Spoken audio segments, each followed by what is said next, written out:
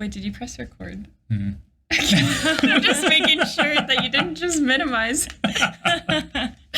I know we like to go into it naturally and I ruined it, but...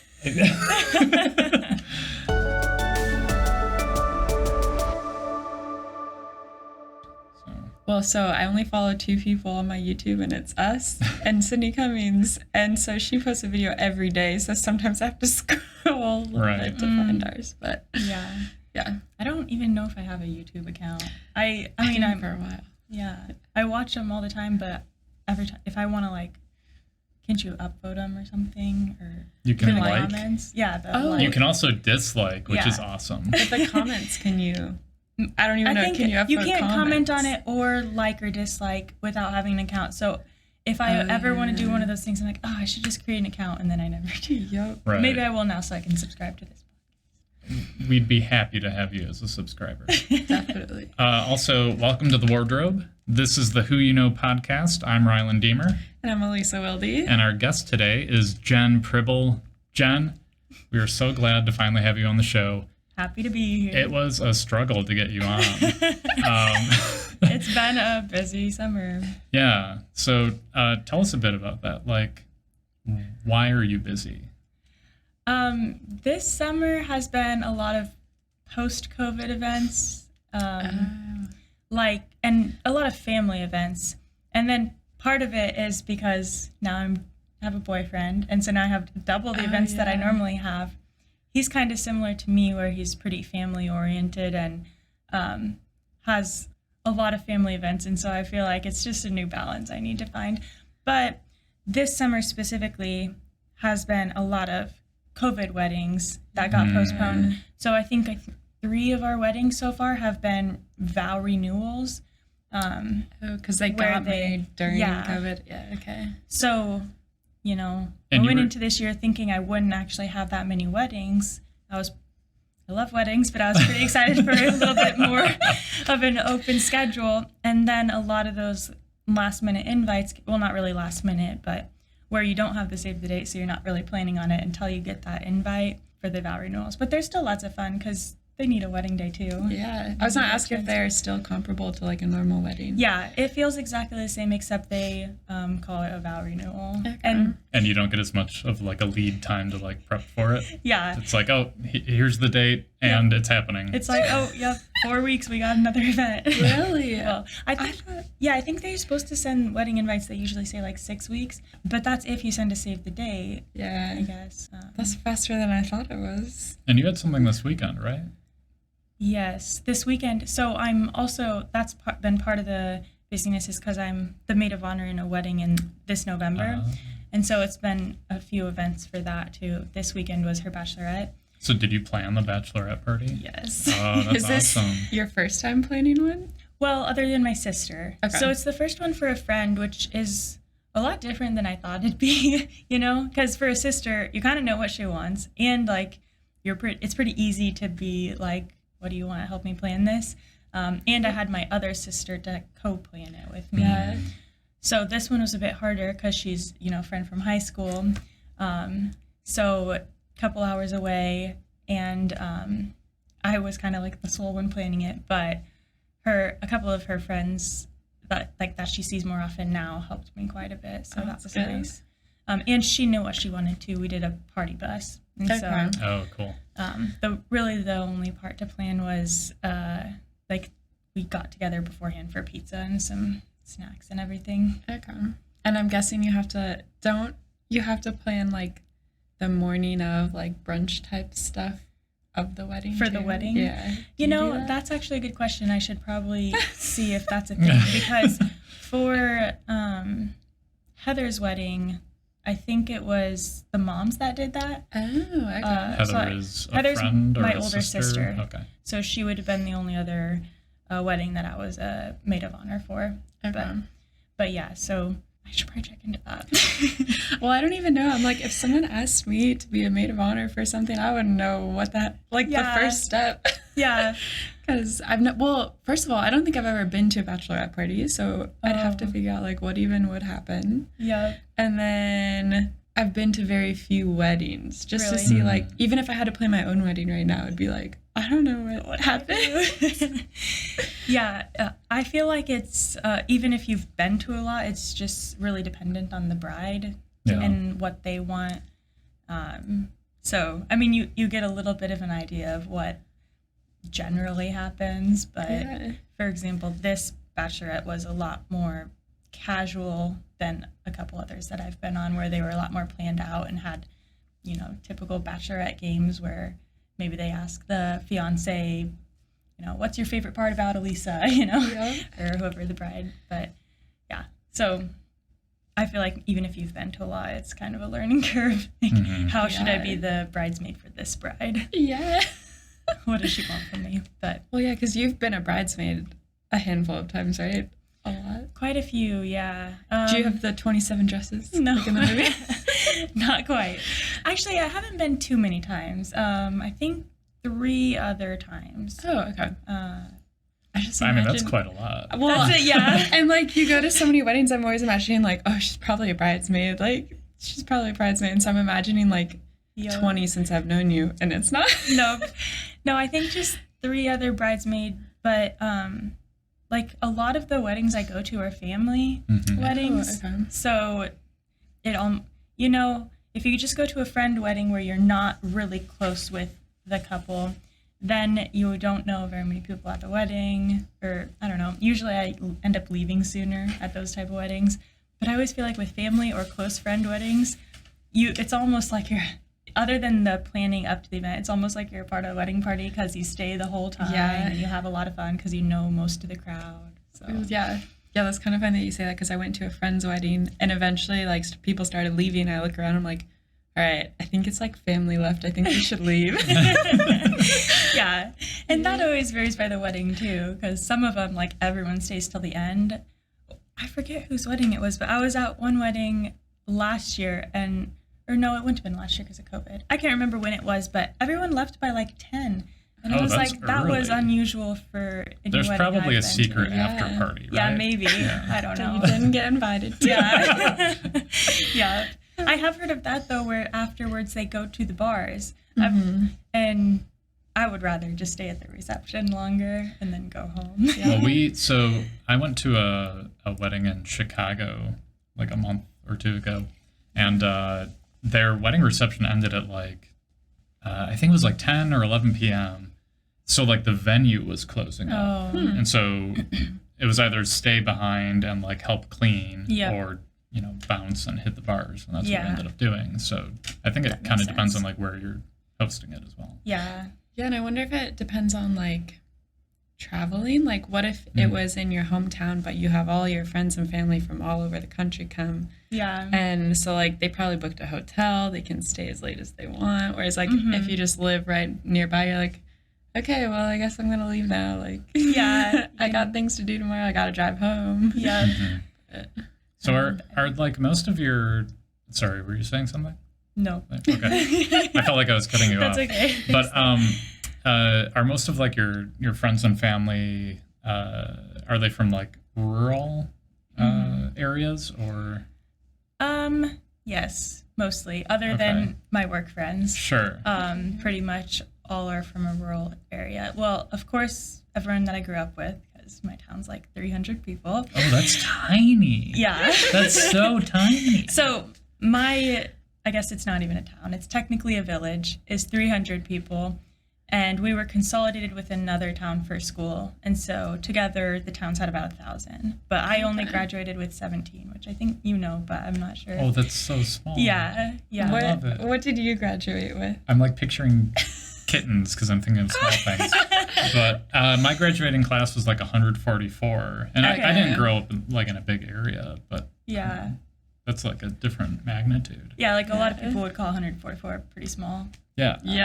Because mine was like 600 on average. Mine was 550, but School's or It's okay. But yeah. So we have all different ranges here. Yeah, pretty much. So so obviously everyone I knew in high school was pretty rural. Although I did play on a traveling basketball team one year, so I met some people from areas, but didn't stay super close with them, which is still pretty small. But then in college I I was in a sorority, so I met some people from like bigger cities, especially, but then some. Oh my gosh, I keep doing It's okay. It's okay. Should we just grab this whole section? I'll have my finger on the editing button. Or actually, you just like silence it. Yeah. And your mouth keeps moving. And Yeah. Oh, it's okay. I just pull the audio down for those little sections. Okay. But Anyway. this is good because I have a question after this. So keep going. Okay. So anyway. Okay. But yeah, in college, I met a lot of other rural area friends from other cities in the state. And then, now coworkers are probably where I met the most people from other cities. Okay.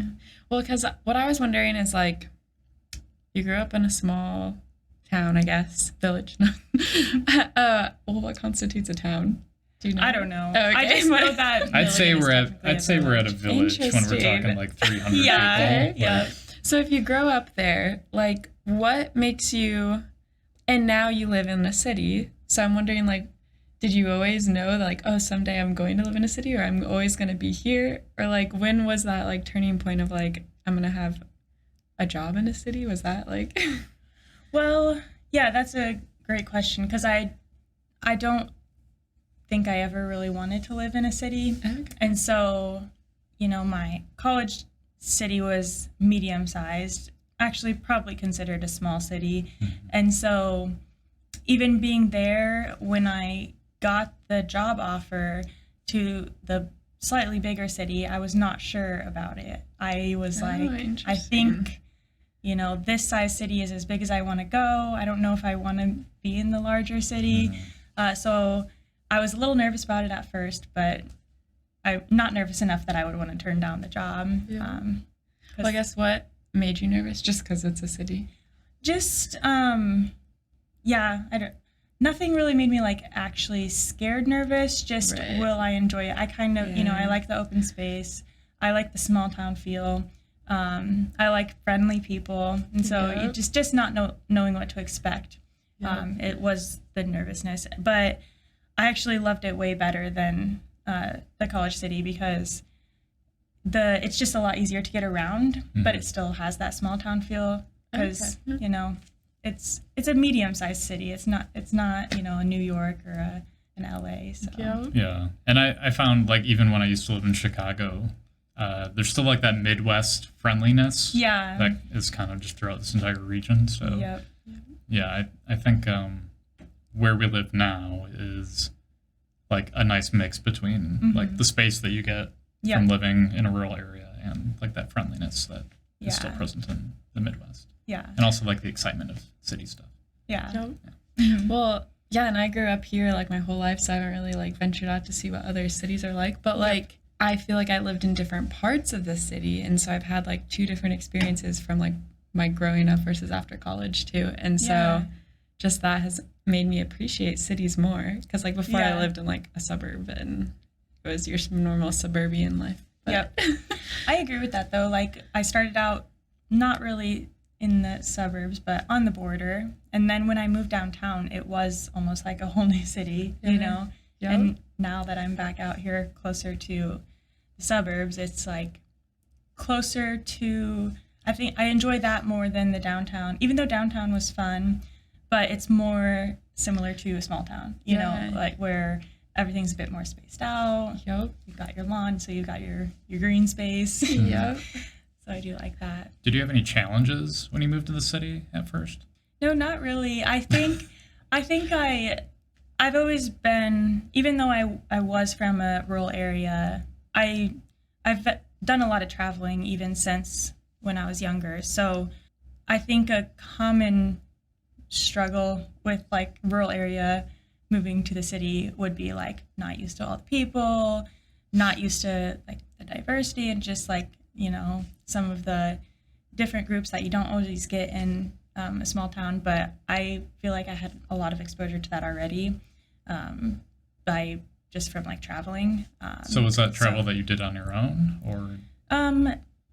Mostly with family, but I did when I was in high school, went on a music trip over to Europe. And so I feel like, that was probably one of the first times I did a vacation on my own that I can remember, unless you count like camps as a kid, but that one was a longer trip, and since it was in Europe, it was in a lot of like high population density cities, so I got kind of used to the hustle and bustle. So I think it was more of a gradual shift to like living in the city, since I've been in them plenty of times compared to I definitely know a lot of people from my hometown that if you told them to move to the city, they would just it would be a culture shock for sure. Right. Yeah. So it sounds like those experiences traveling were pretty formative for you. If it was able to like acclimate you to like a totally different lifestyle. Yep. I would definitely agree. I guess maybe it's just a personality thing, because I enjoy learning, and as part of that, just like seeing other people's lifestyle, which maybe I didn't realize that until doing some of the early on traveling.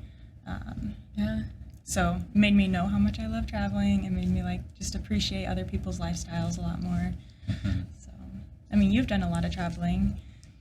Would you echo that? Yeah, I think, the town that I grew up in wasn't as small as what you grew up in, but I actually grew up like 15 miles outside of the city limits. Okay. So I was like in the woods and had like no exposure to like different cultures until I moved to Chicago. And that's where I was like, oh, wow, this is what, like, this is a lot of different people. And they're all kind of doing like their own thing here. Yep. So for me, I don't think I had like that cultural exposure before being dropped into the urban jungle. And I think there was a bit of an adjustment period for me, but it was also, I felt a lot of pride because I felt like I had made it. Yeah. I was like, I'm in the big time now. Yeah. No, that's awesome. So, every day I go to the city and I'd be very energized and like active and just wanting to do everything that I could. Yeah. So I think that helped like me bridge those connections between myself and like city dwellers. Yep. Yeah. No, actually, so that Europe trip in high school was mid-high school, but I mentioned earlier the traveling basketball team I played on, and so that probably was it was still with parents, but that was probably one of the first times I actually got exposure to some larger cities, because we went to places like all the bigger cities across the Midwest, Chicago, Minneapolis, so nowhere on the coasts really, but so I kind of had the same, or more of a culture shock in Chicago than, but it was only, a weekend trip. But that was probably the first time that I saw, so many homeless people on the streets, or, that kind of city life that maybe. Like louder like, clothing. Yeah. Yep. So, I would agree with the Chicago comment about, if I would have moved there at that point in my life, I would have had a way more of a transition than just, because first of all, it would have been a bigger jump, tiny to huge, and mine was kind of more tiny, small city, medium city. Still haven't hit that large city. I don't know if I ever will, but.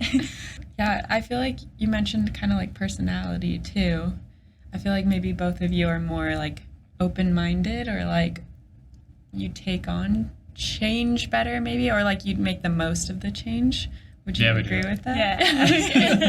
Yeah. So well, and I remember like when I moved to the city that we live in now, you were one of the first people that was just like super welcoming toward me.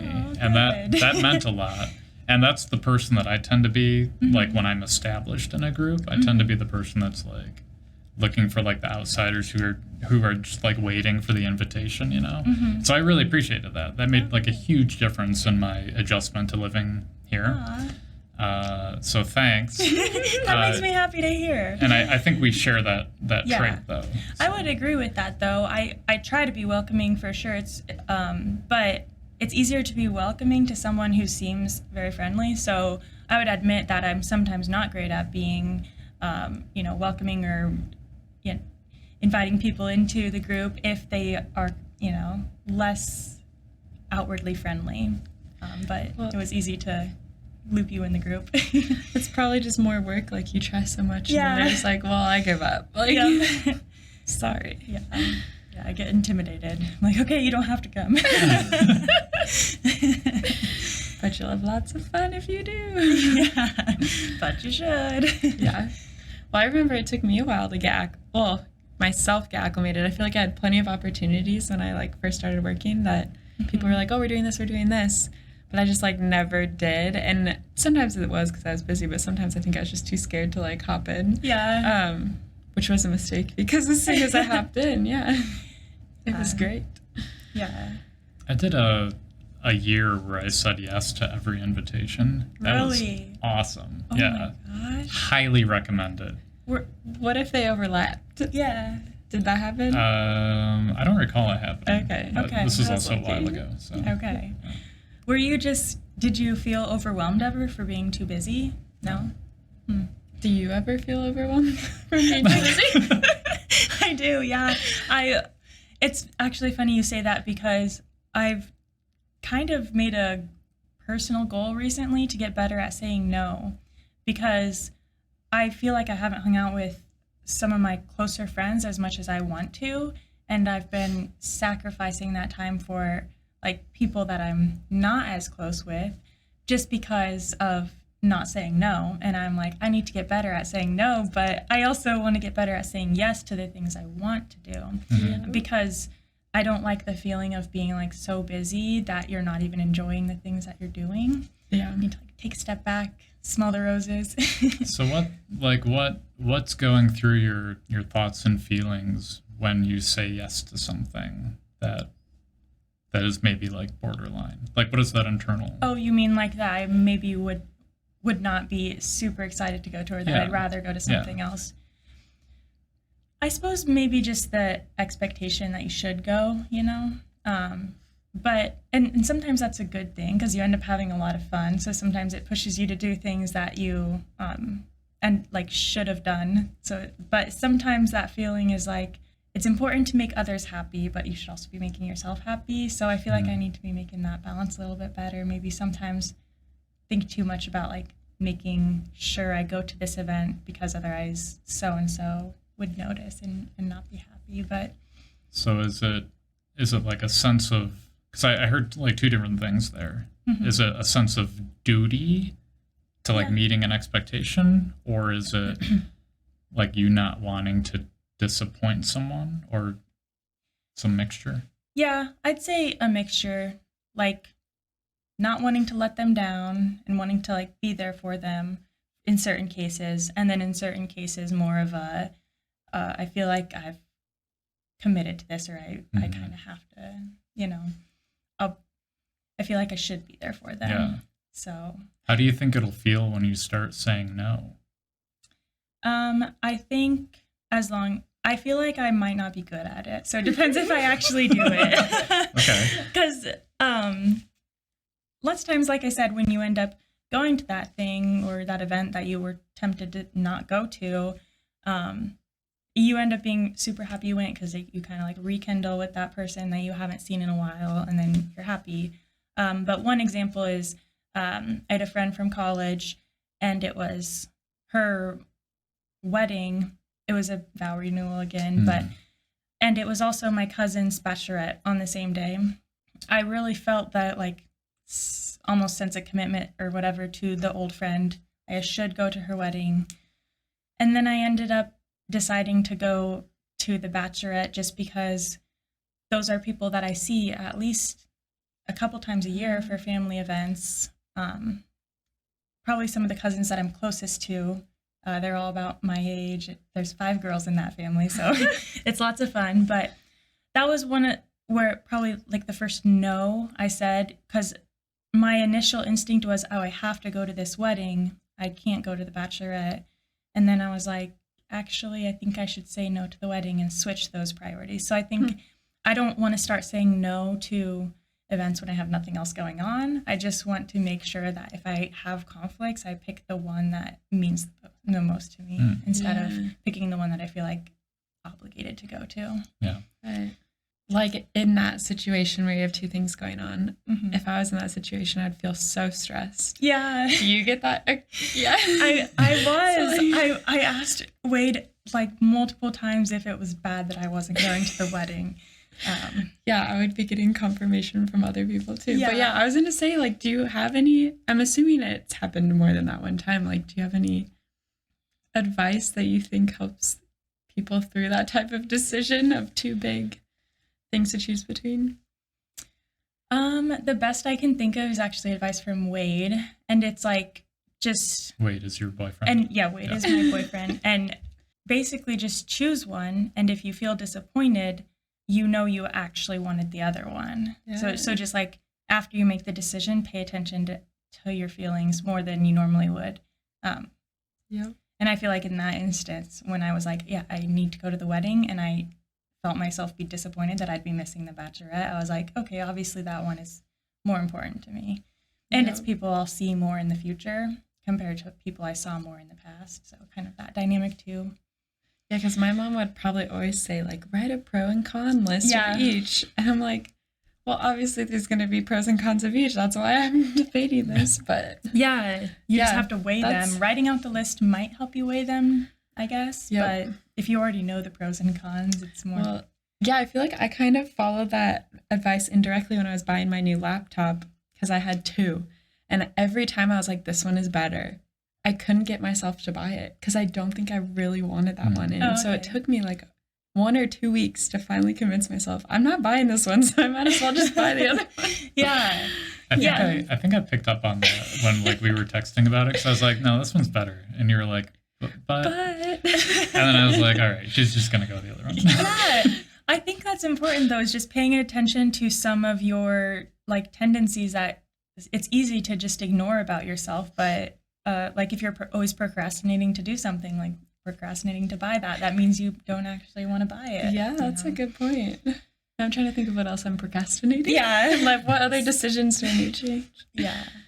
Obviously, that's way easier said than done. I feel like there's a lot of things that I procrastinate that I actually want to do. It's more just you haven't forced yourself to do it yet. Yep.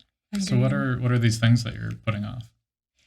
Well, the one that jumps to mind the most is like landscaping our yard. I really want to get that looking nice just because I enjoy it. Like when you gave the little tour of your backyard, is just makes you happy every time you walk outside and you just have something so awesome to look at.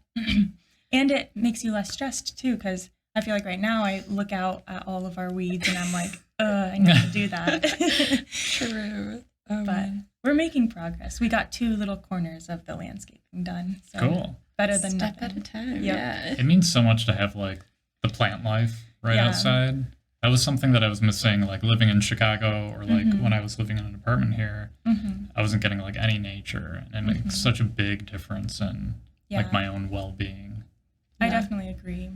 And I think maybe not for everyone, but for me, it's also different having the nature that like you're taking care of and that does or not that like matter to owns. me. I just enjoy it more than say if I went to a park. I still love the nature at the park, but I like to look at a pretty landscaping and be like, I did that. Yeah, you want that sense of pride. Yeah. I think I think I do agree, despite what I said before. I think that is important. Yeah. Speaking of well-being, you like won an award for like wellness, right?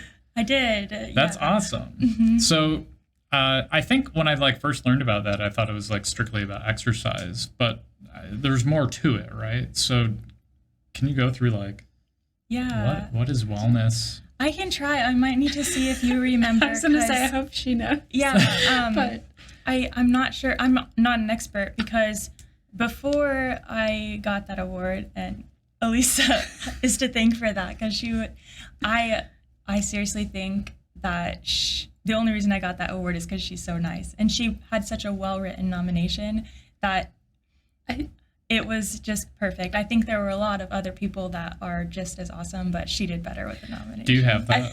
I saved? don't think I have it saved. But, like, I think help, like, I don't think they know we lived with each other for a year. So, like, True. I think it helped that I lived with you because I knew so much more about you than if you were just my coworker, maybe, too. So I had more content to write on, maybe. That probably did, because other people, they just know what they hear at work. Yep. So I almost felt like I was cheating when she asked me, like, how do you know Jenn? Did you just know each other through work? And I'm like, well, I've lived with her for past X That's months. how we met, but yeah, anyway, so before that, I didn't really know much about the wellness program at our company, and so I learned about it mostly after I got the award, but they try to give that award out based on a whole spectrum of categories of wellness. And so I can say the couple I remember are like, you know, actual physical well-being, but then they have financial well-being, like spiritual well-being, so like social, I think, maybe. Is there something to do with environment? Yeah, like conscious. I'm gonna forget how that one's worded, but it was basically sustainability kind of. Is spiritual the same as like emotional? I think that was kind of tied together, unless I don't remember any others. But it was kind of, in my understanding, just like having a balance to your overall life, which I'm glad you remind me of that, because at first when you brought up the award, I was like, I feel like I shouldn't have received that award right now because I have not been very good with my physical well-being. Probably just the sudden swing in how many events I have going on has led to a sharp decrease in how much I work out. Because last summer was awesome. I love to run. So last summer during COVID, I was running like 4 to 6 miles almost every day. Yeah. And now I'm lucky if I get a run in every 2 weeks. Wow, yeah. So it's just, I feel like I really need to up my game there, but hopefully I'm still doing decent on the other well-being categories. Still try to, I think one of them, I think it was separate, like exercise versus eating well. I forget what they termed them as, but still try to do well with that. You know, everyone has their ebbs and flows, but. Yeah. Well, yeah, because when I'm stressed, I'm like, I'm getting Popeyes tonight. I'm getting a burger tomorrow. Yeah. So, yeah, that's good. Yeah, at the beginning of the summer, I was eating out way too much, but I kind of reined that in a little bit. Try to do it only like once a week or so. Yep. Yeah, I felt like after I got vaccinated, I just went hog wild.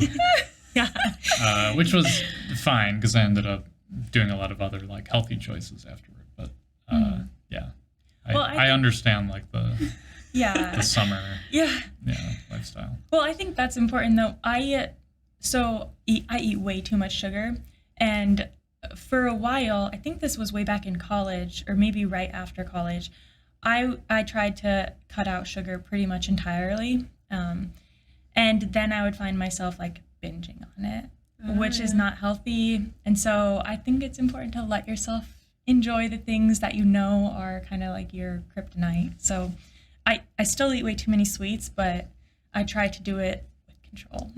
Well, I think that was one thing I regretted. I don't know if I regretted not writing it in the nomination or we did that weird like video interview thing. Oh, yeah. And I wish I would have said that in there too, because I think I might have mentioned that you like eat healthy, but you're not afraid to like enjoy other like delicious, like I think I was gonna say ice cream or something, like and like because like there's a balance, like you said.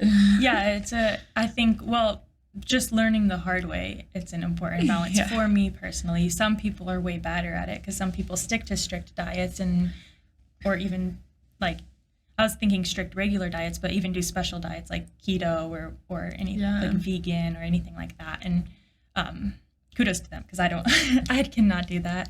But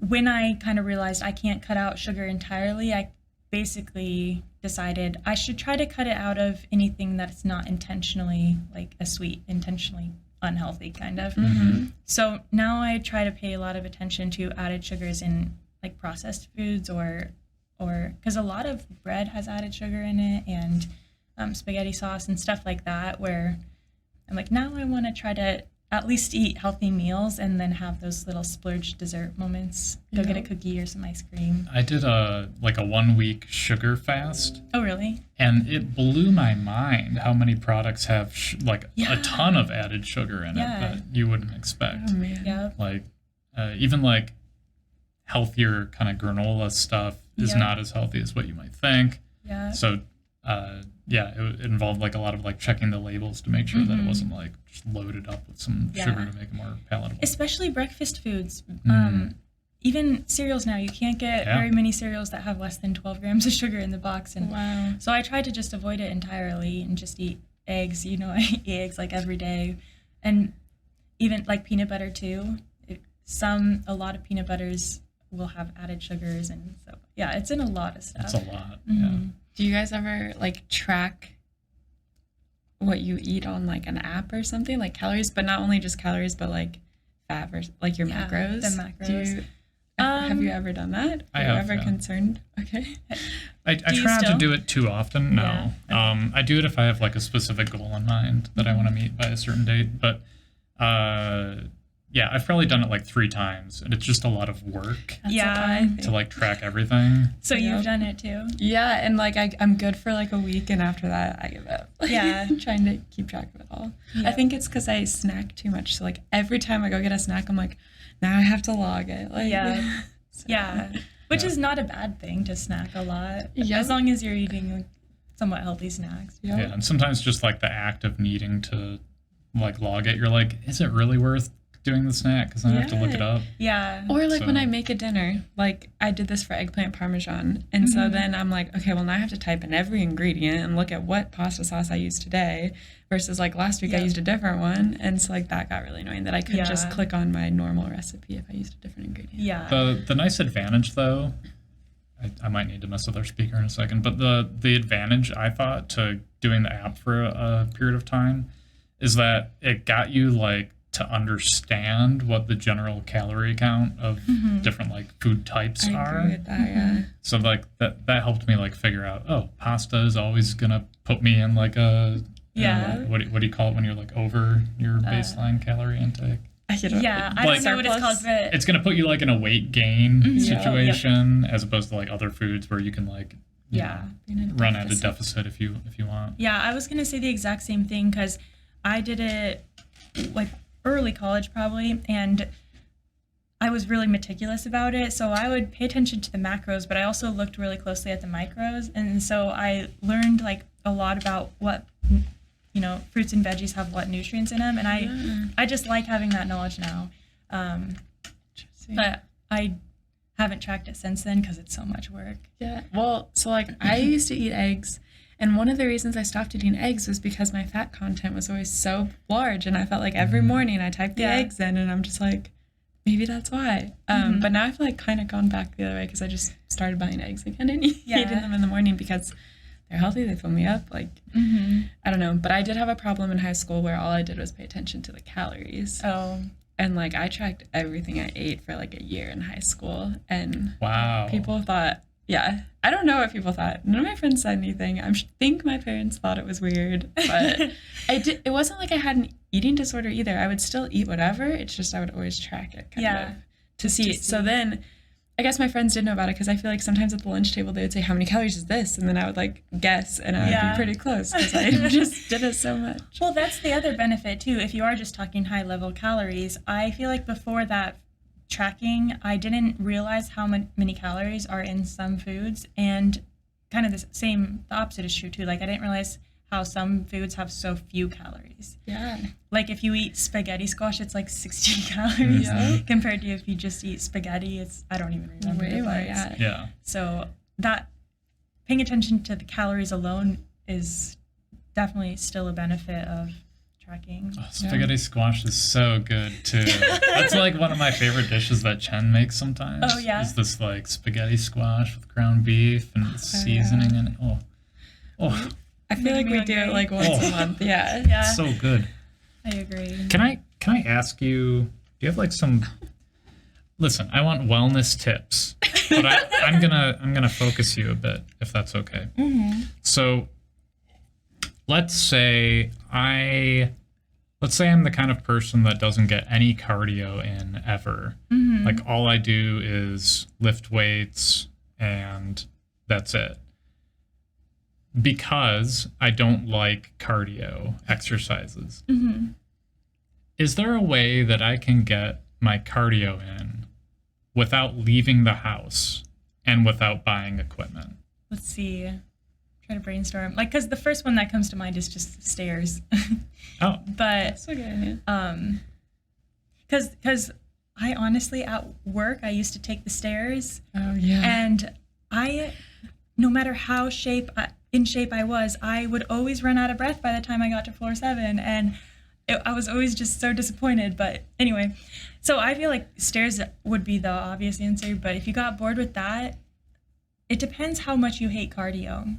Like, because I don't like running. You don't? That's the thing. Yeah. Well, Or biking. Okay, yeah.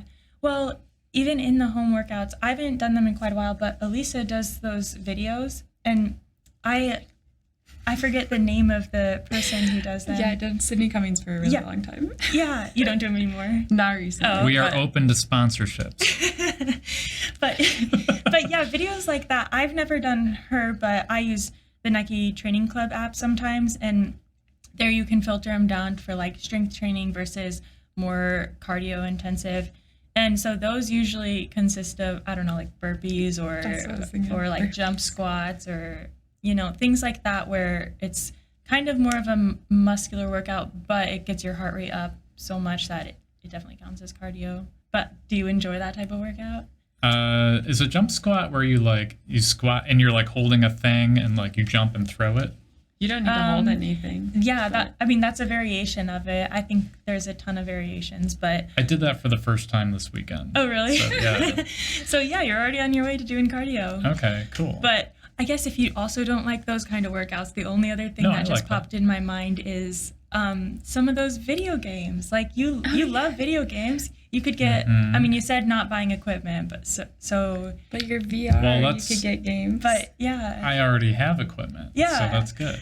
But I mean, this is way outdated, but they used to have like those Wii Fit boards or whatever. I've never tried them, but I've heard good You got to get your DDR back up. Yeah, Dance Dance Revolution. Yes. Coming back in style. Yeah. There you go. Good that idea. would be a heck of a cardio workout. Okay, but what about spiritual wellness? How do I achieve that? That's a good question. I feel like that one is the most like personal. I think for me, it's sometimes religious and sometimes just more like reflection, probably more the latter. But it kind of depends on if you're a religious person or not. So, I think no matter if you are or not, though, it's mostly just like spending time with yourself, because I don't know. This is probably the one that I'm the worst at, honestly, because I probably should spend more time like reflecting or like making goals or that type of thing. But I think that does help you be like a more happy person in general, like find kind of peace with where you're at, meditating type stuff. Do you meditate? No, I don't, but I should. Yeah. But I think I don't formally meditate, but I'd say the general, like the gist of what meditating is trying to get across of like thinking through things and then just letting your mind be peaceful. I feel like I kind of do that either during yoga or as I'm falling asleep, just shutting your brain off. I don't know. So there are two like primary modes of meditation.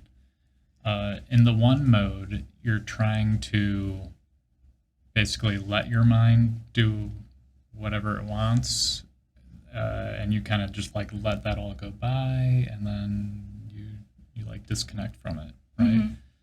And then there's like another kind of meditation where you're trying to get your mind to do a specific thing, like focus on it. So I think some of what you described could be meditative. Like yoga is probably the first of those two. Mm-hmm. You're not like focusing your mind on like you're not focusing on like getting your mind to like achieve something in that moment. You're kind of like letting go and just being in the moment without like holding on to your ego. Mm-hmm. So yeah, I could see that being. Because you do meditating, don't you? Yeah.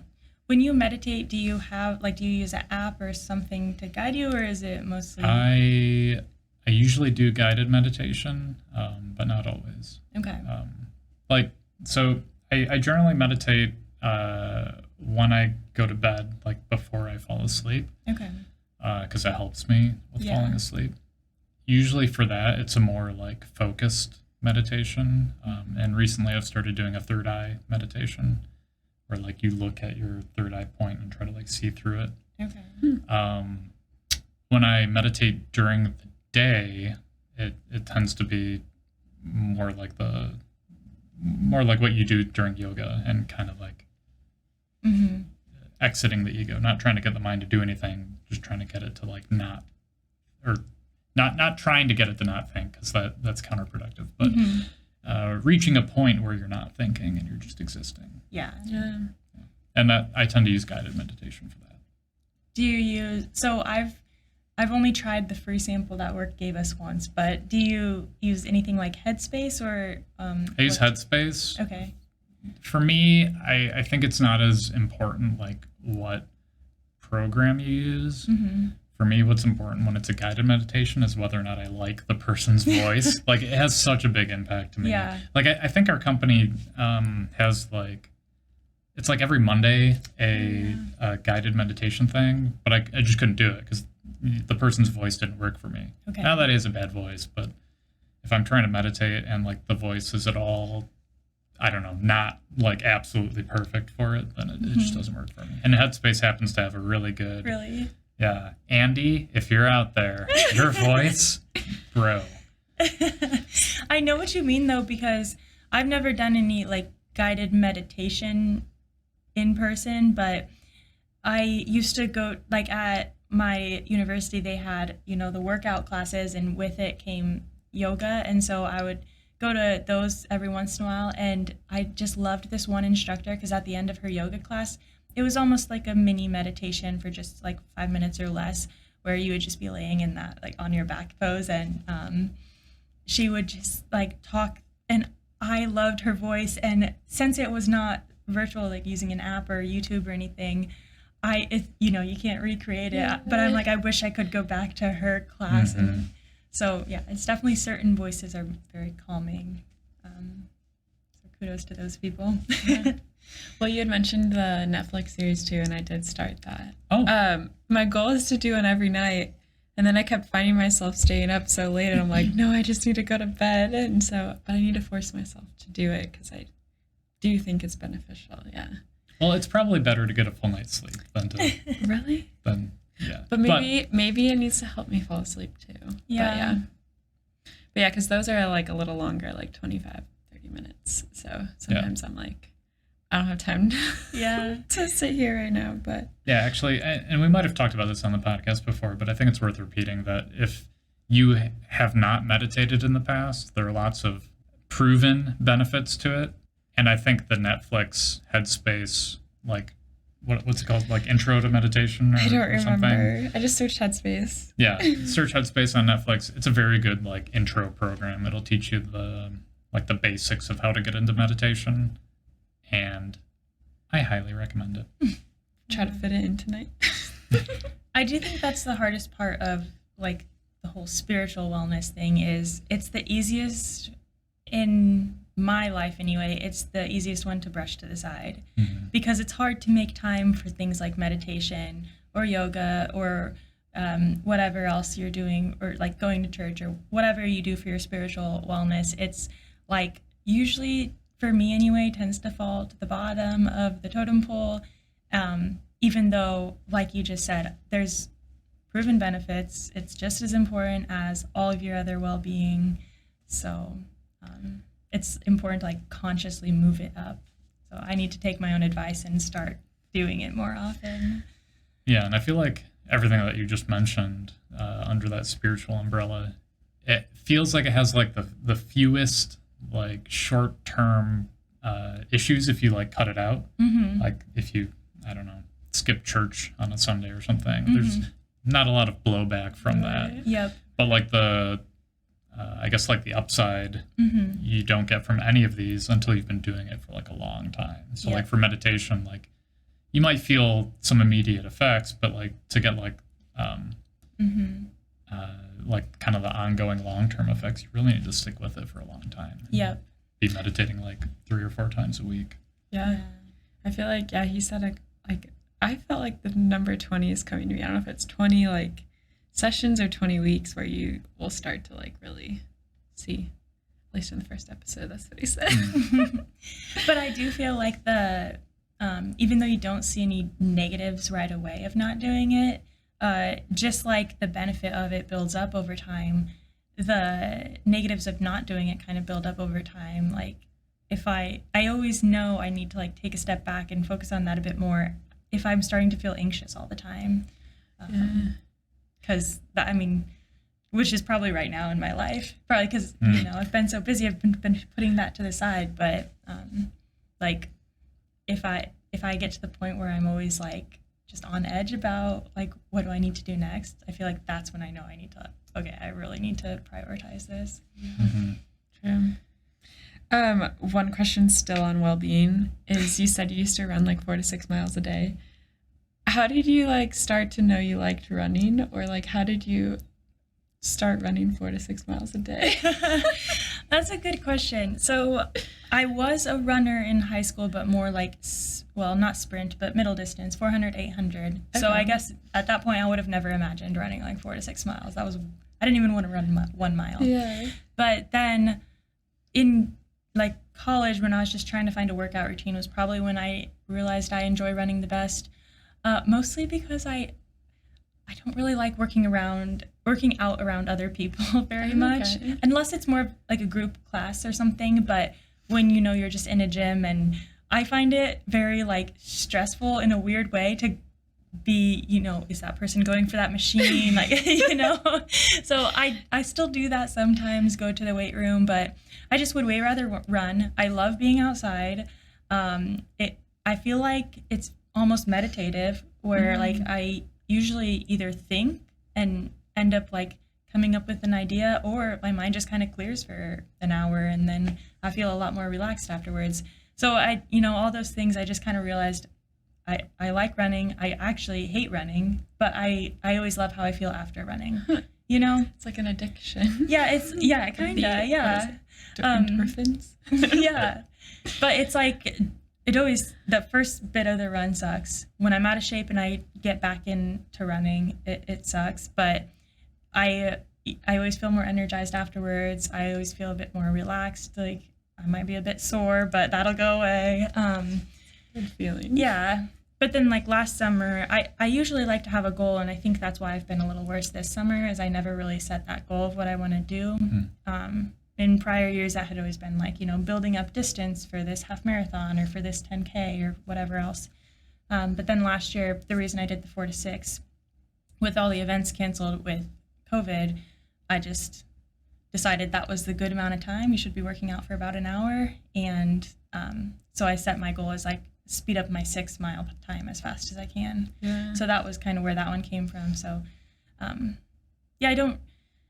the love for running just kind of was because I like being outside, I like working out, and those two go together well. But the motivation comes mostly from whatever goal I currently have. Yeah.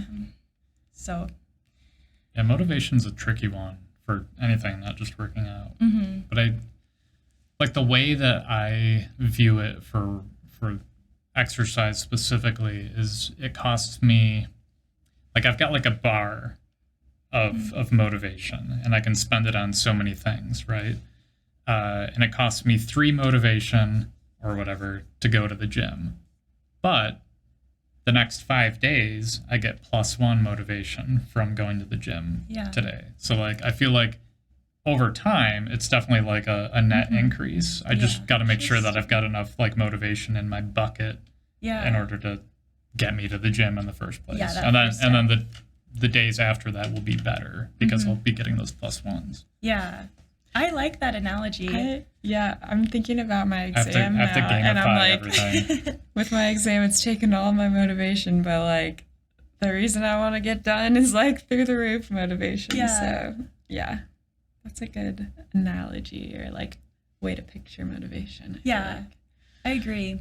I've never thought of it so tangibly before, but one of Wade's rules really stuck to me, and he tries to like do a 5-minute rule, where like if you kind of want to do something but you're not motivated to, like just sort of force yourself to do it for 5 minutes, and if you still don't want to do it, then you can quit. I've heard that. And I, especially for working out, I'm honestly haven't used it that much, but for working out it works. I don't know about for other things like studying, but you kind of still run into that hurdle of making sure you have the motivation in your bucket to do those first 5 minutes. But as long as you have that, you usually want to keep going. That's why things like browsing Instagram, browsing Facebook, that's why they can be so difficult on your life, because it actually drains your motivation bucket. Same thing for playing video games.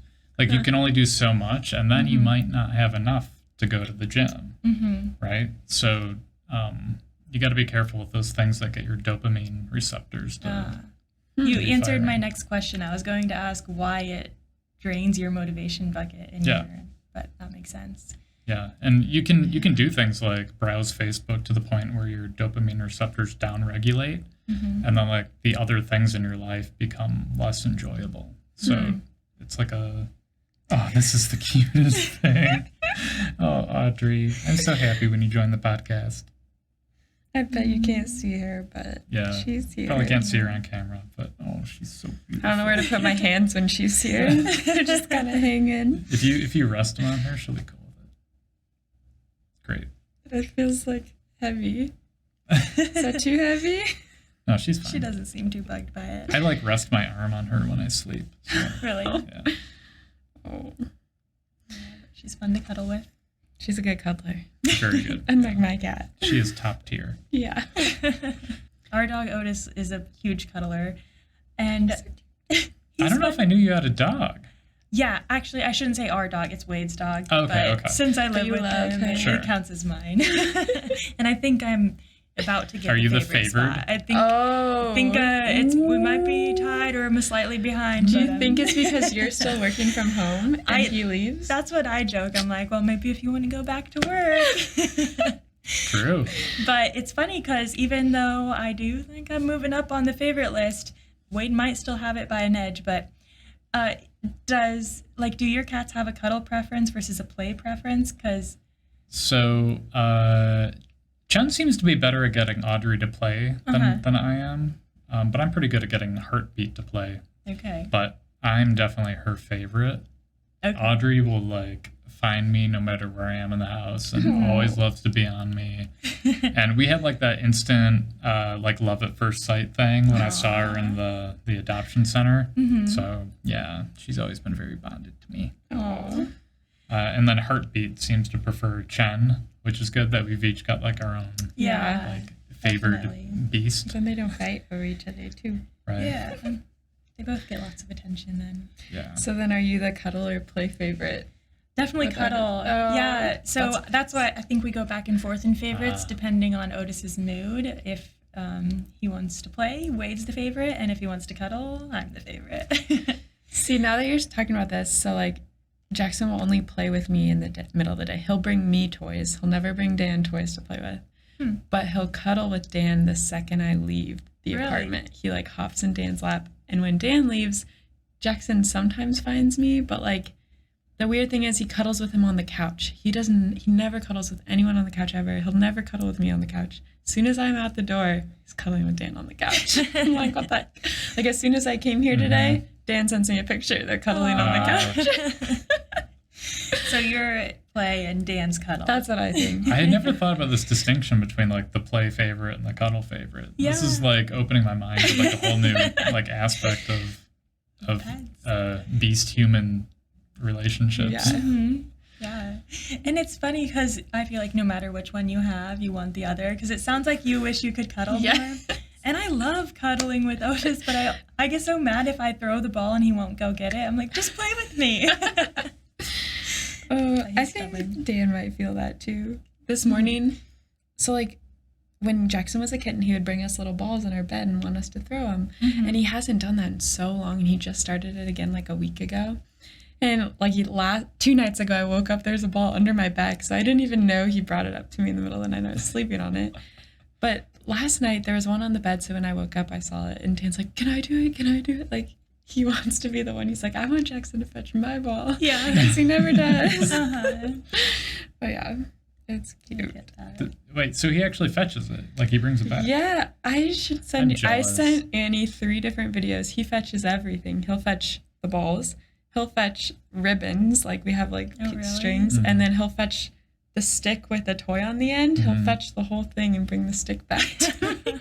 So I'm just throwing sticks across my apartment. That's funny. That's I knew cute. he did the balls, but I didn't know he'll bring everything. Yeah. back. That's great. Yeah, and he has a toy almost the size of Audrey. My mom asked me, is that a dog toy? I was like, no, they said it was a cat toy. And so like, he brought that to me. Yeah, it was a kicker. He brought that to me the other day, and I was like, he's never brought that to me to play fetch with before. Huh. He knows how to get people to play with him.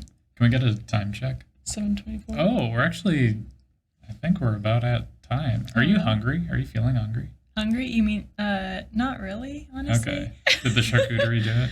Yeah, probably Okay. that. And, well, no, we ate a pretty decent-sized lunch today. Since my parents farm, I think a lot of people think this is crazy, but for me it's totally normal because we did it all growing up. But we had steak every Sunday. Oh, yeah.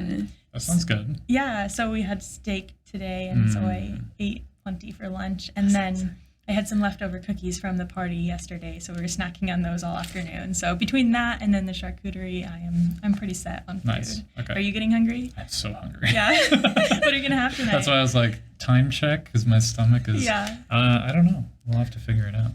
Probably just order something in. Yeah. That's the easiest. Yeah. I don't know what I'll do. Probably the same, I guess. Maybe make a sandwich or something. I don't know. Or maybe I'll just grab a hunk of sourdough and chew on that. Sourdough is so good. I love sourdough. I could eat like a loaf in a single sitting. Yeah. So since I moved out west, I had to move my CSA bag location. That's like a bag of veggies from local farmers. And I picked it up at Woolner's since it was near work. Now I pick it up at this just local bakery, and it has the best bread I've ever tried. You'll have to... Wait, so is this through work? Like that? Well, no, it's program or something else? they market it through work, like they always advertise it, Right. but it's not really connected through work at all. But they used to drop it off that grocery store that was right across the street. So even when I lived out west the first time, I would pick it up there since I'd be, just before or after work. But so this is the first time I've tried any other location, and now it's expensive bread. It's probably twice what you pay in the grocery store, or more actually. It's like $7, but it's totally worth it. And that's why I'm tempted to make a That sounds sandwich because awesome. it makes great sandwiches. We have some honey ham. I forget what kind of cheese, but 100% 10 out of 10 recommend. And they have some like. Can I still get in on that, or is it too late? It's too late for like the bag of veggies, but you could still go get the bread. Yeah. Is it from that bakery? We'll talk later. Okay. Yeah. But yeah, they also have like not just your normal wheat white breads. So one time I got like a cinnamon chip bread, and as I was buying it, the lady said, you have to try this for French toast. Oh, yeah. Oh my gosh, it was amazing. I feel like I know a place you're talking about. Find out. Maybe I am hungry. Yeah, you're not helping my situation. Well, Jenn, thank you so much for coming out. We have had such a great time having you on the podcast. Yeah, thanks for having me. I've had a great time too. Good. Yeah. We'll catch you all next time. See ya. Gosh, I missed